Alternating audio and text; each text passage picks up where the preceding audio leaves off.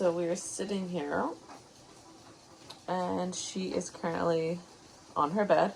I have a long line dragging on her, and she looks a little bit annoyed right now because she heard Mike come home upstairs and went to go charge over, and I stepped on the leash, said no, and I put her back on her bed. And that was her first time having to get a correction since she's really been here, actually, and the opportunity just presented itself. So we haven't even really been working on your bed, but the opportunity came up. I know she's tired. As you can see, she's falling asleep sitting. So for me, at the end of the day, once I've done a lot of lessons, that's when I'll start to work on your bed, because you can see it's a really comfy spot. So I'm totally taking advantage of the situation. So I know they're tired because she was looking for a place to go. So I just showed her she could go there, and she hopped on. And as she hopped on, I said, on your bed.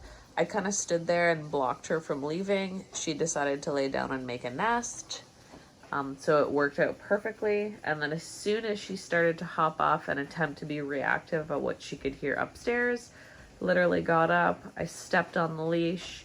As soon as she hit the end, I marked with no. I brought her back and I said, on your bed, and I put her there, and she laid there and is now struggling with relaxing and falling asleep and paying attention to the sounds that she's hearing upstairs. But fantastic win. If I had food on me right now, I would be like randomly saying good and throwing her a piece of food, because her food drive is actually in a great place. If I didn't have the food drive, I wouldn't bother doing that, because then I'm just feeding a slow dog, so there'd be no point. But I don't have food, and I don't want to get up because I'm human and I had a really long day and we're done for the day. So I'm just sitting here, and yeah, she's now going to make a little nest, which is fantastic. And what I'm going to do, just to make sure that she gets up when I invite her up, what I'm going to do is, once I finish recording this video, I'm going to let's go, and I'm going to grab the leash and I'm going to invite her off of the space. So I'm not going to wait for her to mess up and leave the space. I'm just going to kind of keep an eye on her and make sure that she's invited out of the space. So too bad I didn't get it on video. I'll try to,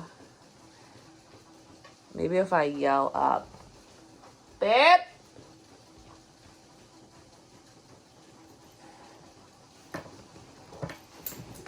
Nope. Step on the leash. On your bed.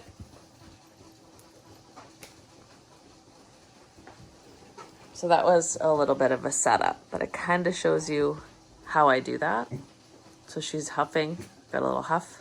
So I'm not going to do anything about that right now. I'm just going to focus on her staying there. So that's an insecure huff. She heard Ernie bark, so she's like, why is he alert barking? Now I'm unsure. So she wasn't unsure before, but now that she heard Ernie bark, kind of changes how she feels about approaching the situation. So just to kind of show you, I did set her up there by yelling, but not really, because I don't really like dogs reacting to everything in the environment. She is new here, so it is normal. Like, she doesn't understand who just walked in the front door. When she hears one of my dogs bark, she assumes it's concerned. So her just learning to settle and relax there is great. And it kind of also got to show you how I did that. So I think we are day 10 with Kory, and she is exhausted. She's falling asleep sitting up. Yeah, so just wanted to show you what we were up to, other than the enrichment walks and running her through the program. We are still only on rewarding active engagement. That's it. And charging my reward release marker with her. That's all we're doing. And finding opportunities to work on your bed, because teaching a dog to go hang out somewhere and do nothing is really important for me.